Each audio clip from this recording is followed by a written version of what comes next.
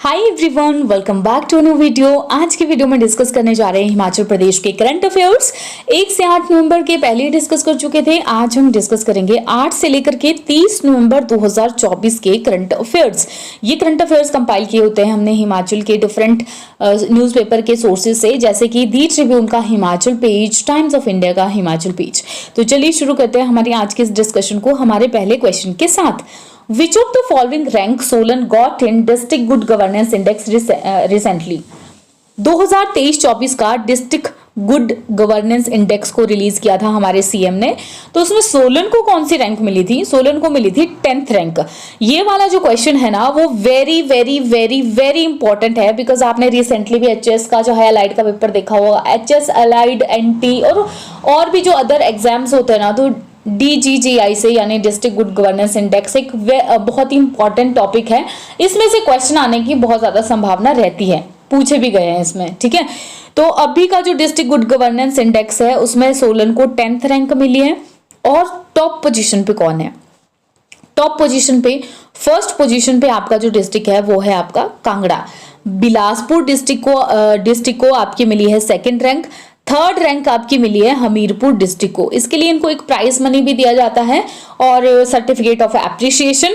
Prize money Kangra को मिला आपके 50 लाख रुपए का, बिलासपुर को मिला 35 लाख रुपीस का, हमीरपुर को आपको मिला है 25 लाख रुपीस का। अब ये जो डिस्ट्रिक्ट गुड गवर्नेंस है क्या? बेसिकली एक तरह का टूल है जो कि हिमाचल प्रदेश के जितने भी डिस्ट्रिक्ट है ना, उन डिस्ट्रिक्ट की परफॉर्मेंस को मेजर करता है। किस हिसाब के ऊपर? वेरियस जो गवर्नेंस के इंडिकेटर्स होते हैं उस हिसाब के ऊपर। इसमें 3 लेवल्स ऑफ एनालिसिस होती हैं, जैसे थीम्स, फोकस, सब्जेक्ट और स्पेसिफिक वेरिएबल्स होते हैं। इसके ऊपर ये बेस्ड होते हैं। और ये जो DGGI है, डिस्ट्रिक्ट गुड गवर्नेंस इंडेक्स, ये उन एरियाज को फाइंड आउट करने में मदद करता है जिनको इम्प्रूवमेंट की ज्यादा जरूरत है, और जो फोकस के सब्जेक्ट्स होते हैं इन एरियाज में, उनके ऊपर ये काम करता है। तो एक तरह से जो डिस्ट्रिक्ट है उसकी ओवरऑल डेवलपमेंट के लिए ये हमारी हेल्प करता है। Bathu ki Ladi which was in news recently is situated in which of the following district of Himachal Pradesh. तो बाथू की लड़ी एक ग्रुप है, मंदिरों का ग्रुप है, ये कांगड़ा डिस्ट्रिक्ट में है। और ये अभी क्यों न्यूज में आया हुआ था? न्यूज में ये इसीलिए आया था, एक्चुअली ये क्लस्टर है जिसमें 1200 साल पुराने मंदिर हैं, जो कि जुलाई से लेकर के फरवरी तक ये सबमर्ज्ड रहते हैं, पानी में डूबे हुए रहते हैं। ये बाथू की लड़ी मतलब जैसे कि मैं आपको क्या बताऊं, बाथू एक ना पत्थर होता है जिसे मंदिर बनाने के लिए यूज किया जाता है। बाथू की लड़ी इसको इसलिए भी कहा जाता है क्योंकि मंदिरों का ना क्लस्टर सा है, बहुत सारे टेम्पल्स हैं यहाँ पर। कांगड़ा में है ये न्यूज में इसलिए आया हुआ था कि भाई है तो ये एक तरह से, अगर आप टूरिज्म के पॉइंट ऑफ व्यू से देखें तो एक अच्छी लोकेशन है जो कि टूरिस्ट का ध्यान अट्रैक्ट करती है अपनी तरफ, लेकिन अनडेवलप्ड है, लैक ऑफ इंफ्रास्ट्रक्चर है। लोग यहाँ पे जाएंगे तो ना ही उनको प्रॉपर रोड्स मिलेंगे और ना ही कोई ज्यादा फैसिलिटीज इनको यहाँ पर मिलती हैं। तो इसलिए ये न्यूज में आया था कि टूरिज्म को इस जगह पर बढ़ावा दे सकते हैं, बशर्ते कि अगर यहाँ का जो इंफ्रास्ट्रक्चर है उसको हम इंप्रूव करें। Which of the following ranking Shoolini university got in NAC ranking recently? तो इसमें शुलिनी को हमारे मिला है A+। शुलिनी यूनिवर्सिटी जो सोलन में है, बहुत अच्छी रैंकिंग इसको मिलती है हमेशा ही। NAC की जो भी रैंकिंग्स होती हैं, चाहे नीरव की रैंकिंग होती है, बहुत अच्छी टॉप की रैंकिंग मिलती है। टाइम्स हायर एजुकेशन की रैंकिंग्स होती हैं, कोई भी हो चाहे। ठीक है, नैक का क्या है? नेशनल असेसमेंट एंड एग्रीडिएशन काउंसिल, यानी राष्ट्रीय मूल्यांकन एवं प्रत्यायन परिषद। इसको एस्टेब्लिश किया गया था आपका 1994 में, और इसका जो हेडक्वार्टर है आपका वो कहां पर है? बेंगलुरु में है। ठीक है, बेंगलुरु में है। ये क्या करता है? जो भी हायर एजुकेशन इंस्टीट्यूशंस होती हैं उनको क्रेडिट करता है और असेस करता है उनकी परफॉर्मेंस को।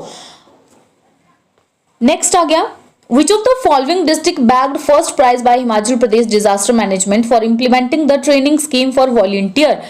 किस जिले को स्वयं सेवकों के लिए प्रशिक्षण योजना के कार्यान्वयन के लिए हिमाचल आपदा प्रबंधन द्वारा प्रथम पुरस्कार प्राप्त हुआ है? तो ये आपका मिला है कांगड़ा डिस्ट्रिक्ट को।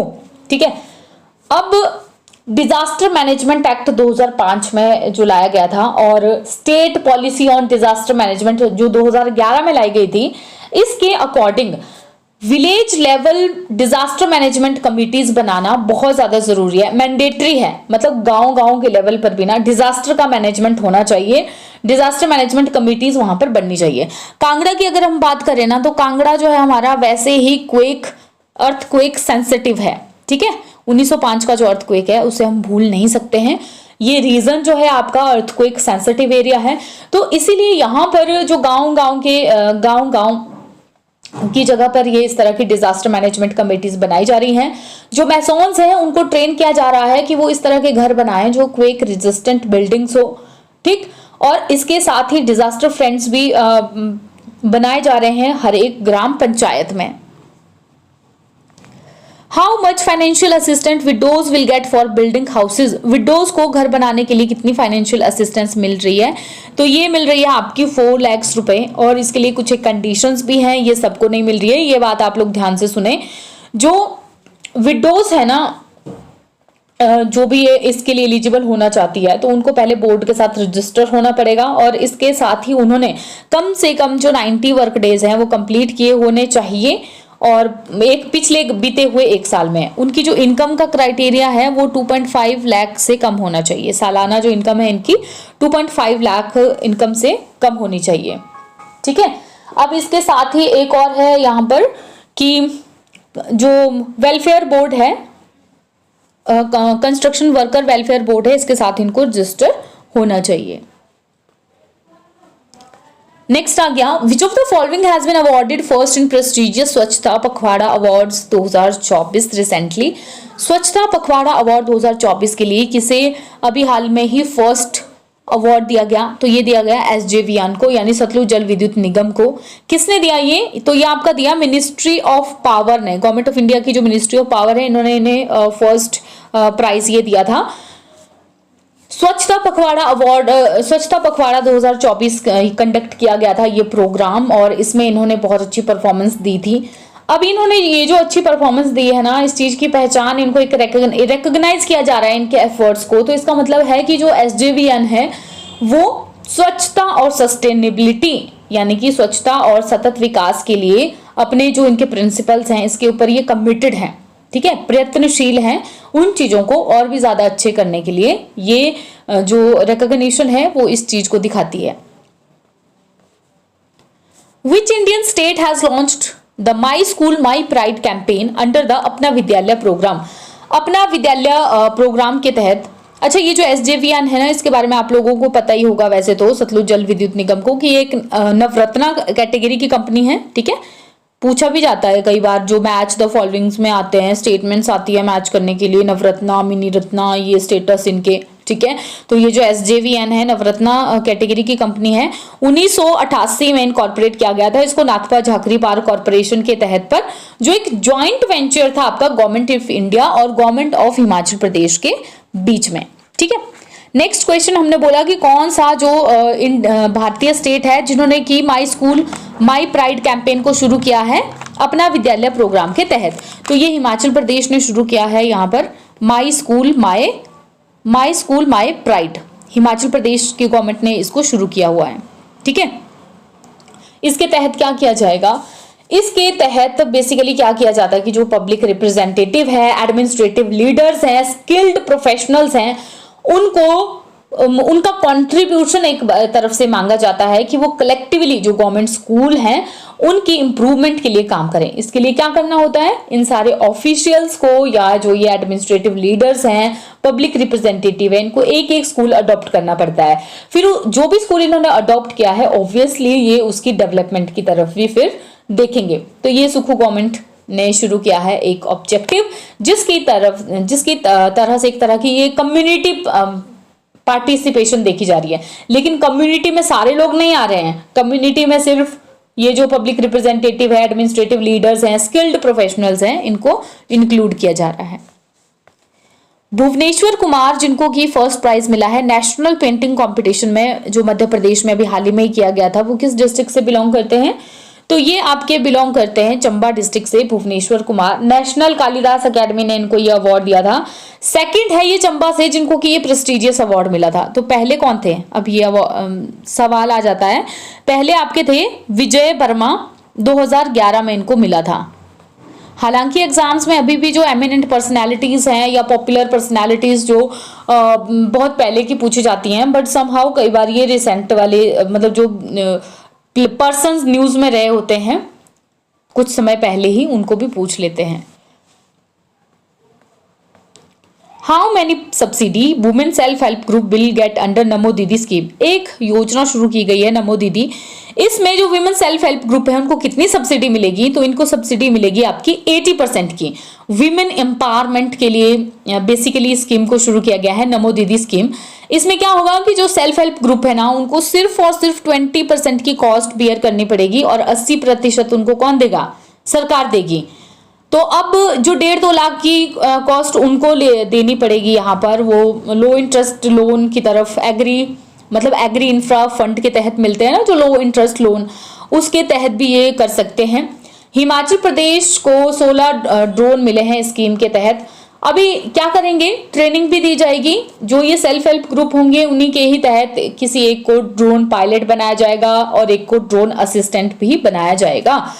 तो अब इसे किसकी पहल है, ये department of agriculture and farmer welfare, ठीक है, department of agriculture and farmer welfare ने इस स्कीम को लॉन्च किया हुआ है। और नमो दीदी स्कीम को, इसमें लगभग 14,500 जो वुमेन सेल्फ हेल्प ग्रुप है उनको एम्पावर करने की कोशिश की जा रही है।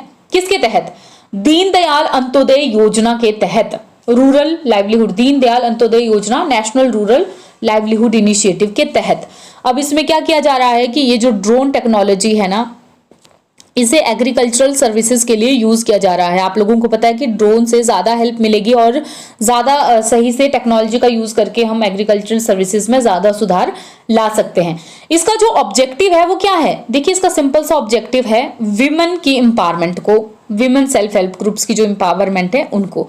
ये जो एम्पावरमेंट ऑफ विमेन के लिए, जैसे आप लोगों को मेंस का अगर आप लोग एग्जाम लिखते हो ना, तो मेंस के एग्जाम में आप लोगों से इस तरह के क्वेश्चन पूछ लिए जाते हैं कि हम लोग कब से आजाद हुए हैं, और एक क्वेश्चन ऐसा पूछा गया था कि हम लोग कब से आजाद हुए हैं। और दो हमारी जो गवर्नमेंट है ना, वो वुमेन एम्पावरमेंट के लिए बहुत सारे स्टेप्स ले भी रही है, तो फिर भी जो विमेन एम्पावरमेंट है वो एक डिस्टेंट ड्रीम क्यों है। तो आप अपने आंसर में ये सब चीजें ऐड कर सकते हो कि हाँ, विमेन की जो एम्पावरमेंट है उसके लिए क्या क्या स्टेप हमारी गवर्नमेंट ले रही है। हमारी जो गवर्नमेंट है वो इस तरह की स्कीम्स को, जो और भी अदर बहुत सारी स्कीम्स लॉन्च की है, पुरानी हो गई हैं कई बहुत सारी, आप नया नया जो रिसेंट डेटा है, लेटेस्ट डेटा है वो इंक्लूड कर सकते हो। कि जैसे ये नमो दीदी स्कीम बहुत अच्छी है, ड्रोन टेक्नोलॉजी वाली, ये भी अभी गवर्नमेंट ने रिसेंटली वो की है, लॉन्च की है कि ताकि विमेन की एम्पावरमेंट हो। डिस्टेंट ड्रीम क्यों है अभी भी, ये इस तरह की चीजें आप लोगों को फिर वहां पे बतानी पड़ती है कि वुमेन एम्पावरमेंट के लिए क्या क्या स्टेप्स जो है वो गवर्नमेंट लेती है। ठीक है, ये एक थॉट अगर आप लोग दे सको ना, तो आप मुझे कमेंट सेक्शन में दे सकते हो कि अभी भी डिस्पाइट इतने सारे जो एफर्ट्स हैं वो गवर्नमेंट कर रही है, तो फिर एक डिस्टेंट ड्रीम क्यों है ये विमेन एम्पावरमेंट। मतलब अभी तक भी हम कह नहीं सकते ना कि हमारे जो देश की विमेन है वो एम्पावर्ड है, सब विमेन एम्पावर्ड है पूरी तरह से। क्यों एक तरह से ये ड्रीम सा लगता है, अचीव क्यों नहीं कर पा रहे इस चीज को पूरी तरह से, या आप मुझे कमेंट सेक्शन में 2-3 लाइंस का बता सकते हो लिख करके, अगर आप इस अपने थॉट को शेयर करना चाहते हो तो। ठीक है, अब ये जो स्कीम है ना नमो दीदी स्कीम, कब से कब तक चलेगी, ये 2024-25 से लेकर के 2025-26 तक ये चलेगी। ठीक है,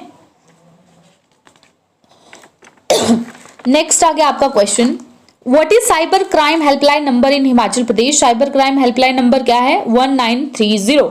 क्यों आया था ये, अच्छा ये इसलिए आया था कि जो हिमाचल प्रदेश है वहां पर डिजिटल अरेस्ट के केसेस काफी ज्यादा बढ़ रहे हैं। एक अभी हमने रिसेंटली देखा था कि एक CY स्टेशन भी शिमला में एस्टेब्लिश किया जा रहा है, और साइबर क्राइम हेल्पलाइन नंबर हमारा 1930 है। अगर आपको लगता है कि किसी तरह का साइबर क्राइम का फ्रॉड आप फेस कर रहे हो, तो डिजिटल अरेस्ट क्या है बेसिकली, अगर आपने देखा होगा, न्यूज आप लोग देखते रहते हो, तो आजकल सच में चला है डिजिटल अरेस्ट का बहुत ज्यादा कुछ। इसमें क्या किया जाता है कि आप लोगों को एक वीडियो कॉल सी आती है और यहाँ पर आपको प्रॉपर जो ऑफिशियल्स होते हैं लोग वो दिखेंगे विद देयर आइडेंटिटी, जैसे कि CBI के ऑफिशियल्स हैं या फिर कोर्ट की तरह, मतलब एक पूरा सेटअप आपको उस तरह से मिलेगा, आइडेंटिटी कार्ड मिलेंगे, और वो लोग आपको कुछ ऐसे बोल देंगे कि आपके जो मतलब ये खासकर जो रिटायर लोग होते हैं, वर्किंग लोग होते हैं, उनको ही इस तरह की चीजें आएंगी ऑब्वियसली, कि आपके डॉक्यूमेंट्स में इस तरह की चीजें पाई गई है, और जब तक ये चीजें सॉर्ट आउट नहीं होती हैं जो भी, तो आपको ये वो रहना पड़ेगा, वीडियो कॉल पे ही रहना पड़ेगा। डिजिटल अरेस्ट क्यों कहते हैं, वो बोलते हैं कि आप तब तक उस कॉल को डिस्कनेक्ट नहीं कर सकते हो जब तक कि आपका मतलब यहां से मैटर सॉर्ट आउट नहीं हो जाता है। तो मुझे समझ भी नहीं आता है कि लोग ऐसे कैसे फंस जाते हैं। अभी क्या जरूरत है, कभी कोई ऐसी प्रोसीजर होता है जो कि वीडियो कॉल से हमारी सरकार करने लग जाए। मतलब पुलिस वाले वीडियो कॉल से बोल रहे हैं कि तुम्हारा ये मिल रहा है, यहाँ पे कुछ मिल रहा है यहाँ पे, या कोर्ट वाले इतने वेले हो गए वो, मतलब कोई ऐसी वर्चुअल अदालत तो नहीं चल रही अभी हर एक छोटे छोटे मोटे पर्सन्स के लिए। लेकिन चलो खैर, अब जिसके साथ होता है उसके साथ होता है। तो आप लोग किसी भी तरह के साइबर क्राइम से निपटने के लिए 1930 पे कॉल जाकर के कर सकते हो। How much grant children will get under सुख शिक्षा योजना। सुख शिक्षा योजना के लिए मंथली एक्सपेंसेस के तहत कितनी ग्रांट बच्चों को मिल रही है, तो ये आपकी मिल रही है 1000 रुपए की। देखो अब ये जो ना 1000 रुपए की ग्रांट है ना, बेसिकली यहाँ पे क्या किया गया है, 2 स्पेसिफिक एज ग्रुप बनाए गए हैं। ये 1000 रुपए की ग्रांट आप लोगों को जो मिल रही है वो अंडर 18 वाले बच्चों को मिल रही है। एलिजिबल विमेन और डिसेबल्ड पेरेंट्स जो है वो पा सकते हैं 1000 रुपए तक की ग्रांट, ठीक है, अपने जो एजुकेशनल, हेल्थ या न्यूट्रिशनल एक्सपेंसेस को पूरा करने के लिए। इसके साथ ही जो बच्चे होते हैं जो under graduate, post graduate, diploma, vocational जो कोर्सेज होते हैं, इनके ऊपर एडमिशन लेना चाहते हैं तो इनको फाइनेंशियल एड मिलती है गवर्नमेंट से, ताकि वो ट्यूशन और उनके जो हॉस्टल एक्सपेंसेस है उनको बियर कर सकें, ठीक है। सुख शिक्षा योजना को कब लॉन्च किया गया था आपके, सुख शिक्षा योजना को आपके 2024-25 के बजट के दौरान लॉन्च किया गया था। और अभी ये न्यूज में इसीलिए आई हुई है कि हमारी जो वो उस समय अनाउंस किया गया था, अब ये लॉन्च करने वाले हैं इसको, कि अभी हम लॉन्च कर देंगे। भूरेश्वर महादेव मंदिर सीएम ने रिसेंटली कहां पर लॉन्च किया, तो ये आपका किया है यहां पर आपके भूरेश्वर महादेव का मंदिर ये किया गया है सिरमौर में, ठीक है। भूरेश्वर महादेव फेयर क्यों इंपॉर्टेंट है, एक तो चलो सिरमौर में ये मेला मनाया जाता है, इसके साथ ही ये जो भूरेश्वर महादेव का जहां पर मंदिर है, वो जो जगह है ना, वो इको टूरिज्म की दृष्टि से बहुत ज्यादा यूजफुल है, कि इस वाली जगह में इको टूरिज्म को बढ़ावा यहाँ पर दे सकता है। अगर यहाँ पे इको टूरिज्म के लिए थोड़ा से ज्यादा एफर्ट्स किए जाएं तो इससे जो लोकल इकोनॉमी है वो भी बूस्ट हो सकती है, और यहाँ इस एरिया के जो लोग हैं उनके लिए लाइवलीहुड अपॉर्चुनिटीज यहाँ हम क्रिएट कर सकते हैं। इको टूरिज्म भी आपका एक बहुत ही ज्यादा इंपॉर्टेंट टॉपिक हो जाता है। टूरिज्म एक अलग से टॉपिक है मेंस वगैरह के एग्जाम के लिए। इको टूरिज्म बेसिकली होता क्या है, इको टूरिज्म का मतलब है कि जो भी आपके नेचुरल एरियाज है ना, वहां पर आप एक तरह का रिस्पॉन्सिबल ट्रेवल करते हो, कि इकोनॉमी मतलब आप इंजॉय भी कर पाओ और आप वहां पर ज्यादा मतलब जो भी इन्वायरमेंट है उसको भी नुकसान ना पहुंचाओ, ठीक है। इसके साथ ही जो वहां के लोकल लोग हैं उनको लाइवलीहुड की अपॉर्चुनिटीज भी मिल सके। नेचुरल जगहों पर बहुत ज्यादा ऑल्टर नहीं किया होता है, बहुत ज्यादा चेंजेस नहीं लाए होते हैं, बड़ी बड़ी बिल्डिंग्स ये कुछ नहीं बनाया होता है। नेचुरल जगहों को देखो, एक्सप्लोर करो। हिमाचल प्रदेश में एक पॉलिसी लाई गई थी, HP टूरिज्म पॉलिसी, कब 2021 में, ठीक है।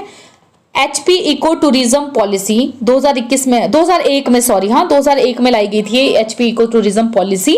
इसका एम क्या था कि जो अर्बन टूरिस्ट डेस्टिनेशंस है, पहले क्या होता था, ज्यादा अर्बन टूरिस्ट डेस्टिनेशंस थी, उनमें जो कंजेशन थी, जो भीड़ भाड़ थी, उसको थोड़ा सा कम करने के लिए ये पॉलिसी लाई गई थी कि लोग क्या कर सके, नेचर के पास जा सकें और रूरल एरिया में भी जो है वो स्टेट के लिए रेवेन्यू को जनरेट कर सके।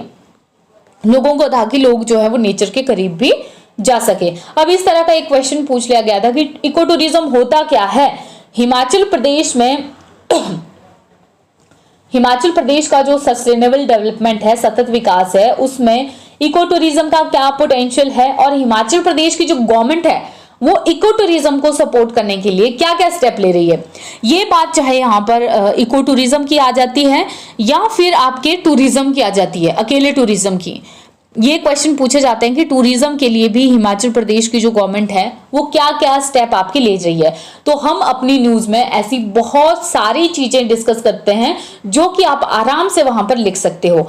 अभी रिसेंटली जो एक चीज है हेल्थ टूरिज्म, हिमाचल प्रदेश में हमारी जो सरकार है अभी वो हेल्थ टूरिज्म के लिए भी काम कर रही है और ये एक नया कंसेप्ट है जो आप अपने आंसर में इंक्लूड कर सकते हो। ठीक है। हेल्थ टूरिज्म हो गया, सन टूरिज्म हो गया, धूप नहीं मिलती है लोगों के फॉग की इधर उधर, तो हमारे जो पहाड़ी क्षेत्र हैं यहाँ पर लोगों को अच्छी धूप मिल जाती है। सन टूरिज्म हो गया, हेल्थ टूरिज्म हो गया, ये नए कंसेप्ट है जिनको कि आप अपने आंसर में इंक्लूड कर सकते हो। ठीक है। इको टूरिज्म क्या करता है, स्टेट का जो नेचुरल रिसोर्सेज है, हमारी जो रिच बायोडाइवर्सिटी है उसको भी कंजर्व करता है। इको टूरिज्म में एक्टिविटीज आ जाती है आपकी, वाइल्ड लाइफ वॉचिंग, कैंपिंग वगैरह आ जाती है। अब इसके साथ ऐसा नहीं है कि जो हमारी गवर्नमेंट है वो क्या क्या स्टेप्स ले रही है, जैसे कि इको पार्क्स बना रही है ताकि लोग बायोडाइवर्सिटी को देख सकें। इको टूरिज्म सर्किट के बारे में आपने सुना होगा, पार्वती वैली सर्किट, चांसल डोडरा कवार सर्किट, पांगी किलाड़ इसको बोलते हैं शायद, आई थिंक किल्लड़ या इस तरह से इसको चंबा में है ना, ये जो पांगी किल्लड़ सर्किट, ये होम स्टेज बना रही हैं। ठीक है।